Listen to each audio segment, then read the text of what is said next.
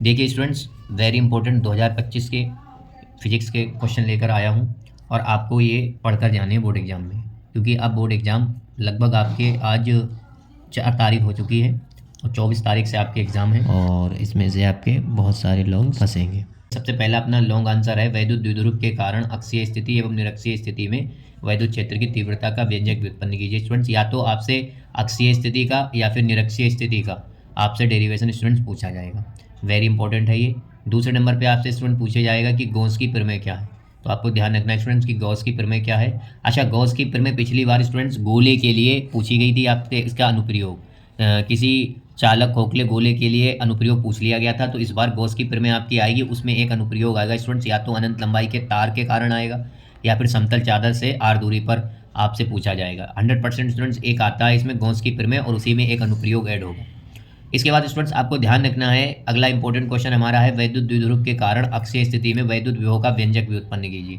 तो आपको ये जो विभव का व्यंजक निकालना है ना स्टूडेंट्स, आर कामा थीटा वाला एक डेरिवेशन है आपकी बुक में और वो आपको पढ़ के जाना है स्टूडेंट्स। आर कामा थीटा वाला अक्षीय स्थिति में बहुत इंपॉर्टेंट है, क्योंकि आर कामा अगर थीटा आप तैयार करके जाते हैं बोर्ड एग्जाम में तो आप उसी से अक्षीय करेंगे, साथ ही साथ उसी से आप निरक्षीय भी कर देंगे, ठीक है। क्योंकि आप जब आर कामा थीटा के रिस्पेक्ट में बी बराबर फॉर्मूला निकालेंगे तो जो फॉर्मूला आपका आएगा वहाँ पर जब आप अक्षीय स्थिति में निकालेंगे तो थीटा आप 0 रख देंगे, और जब लंबवत की निरक्षीय स्थिति में निकालेंगे तो आप थीटा 90 डिग्री रख देंगे, और आपके दोनों केसों में अक्षीय निरक्षीय के आपके पास फॉर्मूला आ जाएगा। इसके बाद स्टूडेंट्स अपना अगला इंपॉर्टेंट क्वेश्चन है, समांतर प्लेट संधारित्र की धारिता का व्यंजक व्युत्पन्न कीजिए। संधारित्र में संचित ऊर्जा घनत्व स्मॉल u बराबर 1/2 एप्सिलॉन ई स्क्वायर का व्यंजक। यानी कि ये दो क्वेश्चन है, एक तो समांतर प्लेट संधारित्र की धारिता के लिए और संचित ऊर्जा, ये आपको दोनों क्या है स्टूडेंट्स पढ़ के जाने हैं, क्योंकि ये मिक्स में आपका आएगा, क्योंकि लॉन्ग में आएगा तो इससे लॉन्ग बन नहीं पाएगा, तो ये भी क्वेश्चन उसी में मिक्स करके आएगा।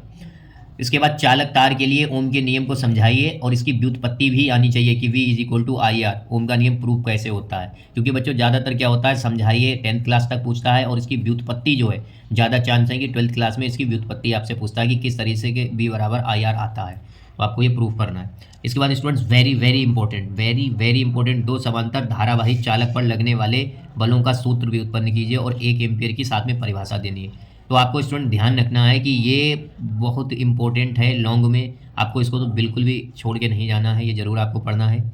इसके बाद स्टूडेंट्स अगला हमारा 7वां इंपॉर्टेंट क्वेश्चन है, एक समान चुंबकीय क्षेत्र में धारावाही लूप पर बलागुण। यानी कि जब हम एक समान चुंबकीय क्षेत्र में धारावाही लूप रखते हैं तो उस पर बलागुण का सूत्र क्या होता है स्टूडेंट्स, ये आपको पढ़ के जाना है। और एक समान विद्युत क्षेत्र में रखे द्विध्रुव को घुमाने में संचित ऊर्जा।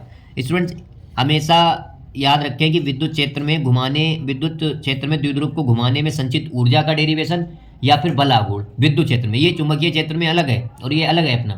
देखो यहाँ संचित ऊर्जा और इसमें तुम्हारा क्या है बलागुण। ऐसे ही एक विद्युत क्षेत्र के लिए भी बलागुण का सूत्र होता है टाउ = PE sin थीटा, और आपका चुंबकीय क्षेत्र के लिए होता है टाउ = MB sin थीटा। तो आपको याद रखना है स्टूडेंट्स, इन तीनों में से तो 100% एक आएगा 100%। आप प्रीवियस ईयर का पेपर उठा के देख लीजिए, इन तीनों में से एक डेरिवेशन लॉन्ग में जरूर आता है और इस बार भी आएगा। आपको ध्यान रखना है स्टूडेंट, तीनों में से एक तो आपको देखने को मिलेगी।